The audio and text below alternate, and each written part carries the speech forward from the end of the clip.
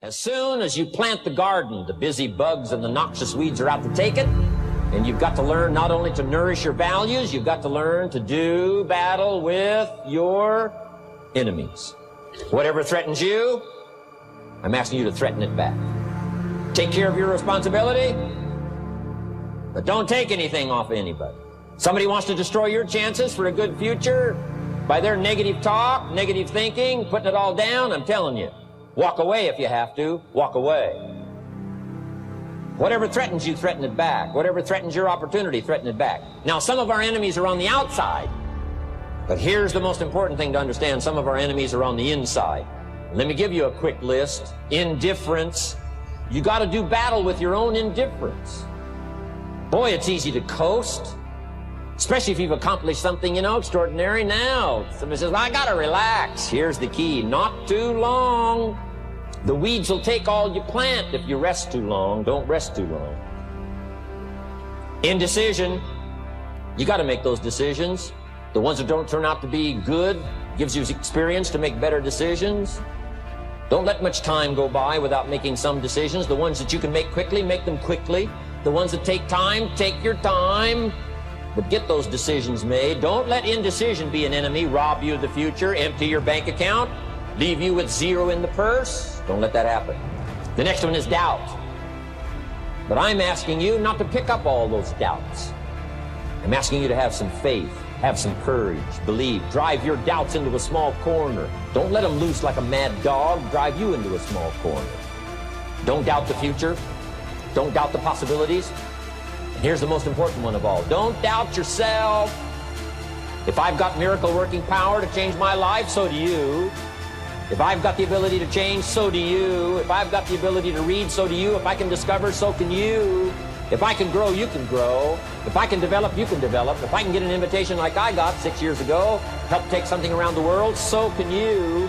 If I can stand on this platform, Idaho farm boy raising obscurity, so can you. I'm asking you, don't sell yourself short. Here's the next one, worry. I'm asking you to drive worry into a small corner. You gotta worry some. All this negative stuff serves some purpose, but the key is for you to be the master, not the servant. But here's what I'm asking you to do. You be the master of worry. Drive it into a small corner. Don't let it loose. And I'm asking you to go home with some new faith and some new courage. I'm asking you, don't worry. Drive it into a small corner. We've all got concerns, and sometimes we all wonder, and sometimes there's a little crack of doubt. We worry a little, but I'm telling you, drive it into a small corner. Drive your worries into a small corner. Couple of more. Enemies of the mind you got to do battle with in the summer. One is pessimism, that tries to get you only to see the negative side. Of course, there's the negative side. Life is part negative. What else is new? If the glass is half empty, it is half empty. You say, well, I've been only taught to see that it's half full. Well, sure, it's half full. But it's also half empty. I mean, can't you handle that? I mean, that's not too difficult. But here's what pessimism would try to get you to do. Believe that it's only half empty. And when pessimism comes to your mind, you've got to educate pessimism, because pessimism is stupid. Learn from your own experience, right? So the call didn't go well, all the stuff. Guess what they did when they finished that call? They made another call. What else could we do to make it better? How could we possibly improve? This is called the possibility for life change. Starts with education. Don't be lazy in learning. Don't be lazy in picking up the ideas. Don't be lazy in learning from your own experience. One of the major reasons for setting goals is for what they make of you in achieving them. My teacher advised me when I first got started at age 25, he said, Jim, why don't you set a goal to become a millionaire? He said, it's got a nice ring to it, enough zeros to impress your accountant. And he said, I'm here to help you. You're only 25 years old. You've been to 1 year of college. You've got a beautiful family, every reason to do it. Why don't you set a goal to become a millionaire? And he said, here's why. And I thought, he doesn't need to teach me why. Wouldn't it be nice to have $1 million? He said, no, then you'll miss it. He said, here's why. For what it will make of you to achieve it. I'm telling you, that statement changed my life. Set the kind of goals that will make something of you to achieve it. He said, now, once you become a millionaire, what's important is not the money. I thought, that's kind of strange teaching. He said, honest, it isn't important. He said, you could just give the money away. Now, I did better than that. I lost it all. By the time I was 31, I was a millionaire. By the time I was 33, I was broke. But when I lost all my money, guess what? I found out Mr. Schoaf was right. What was valuable was not the money. What was valuable was what I became to earn the money. The skills I had, the knowledge I had about the marketplace, the values that I had going for me. They were more valuable than the money. And here's an important statement to remember. It's not what you get that makes you valuable. It's what you become. So part of the key here is to set the kind of goals that will make something of you. Don't set them too low so that you don't have to grow and you don't have to read and you don't have to try and you don't have to stretch. Don't set them too low.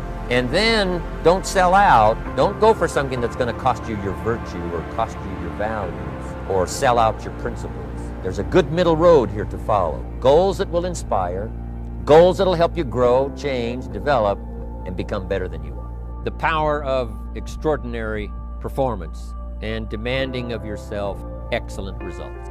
This is so important. If you want to live extraordinary, you must do extraordinary. If you want an extraordinary income, you must do extraordinary things. If you want an extraordinary fortune, you must go with the demands of what it takes to have that fortune. If we would ask of ourselves that kind of performance, and you've got to ask it of yourself. You know, I can't ask it of you. I would try to inspire you. I would try my best to share with you what it might taste like, what it's like to finally make your fortune. It happened for me. But here's what you must do. You must demand it of yourself. Society does not demand that you not have a heart attack. But if you want to escape having a heart attack, you must demand it of yourself.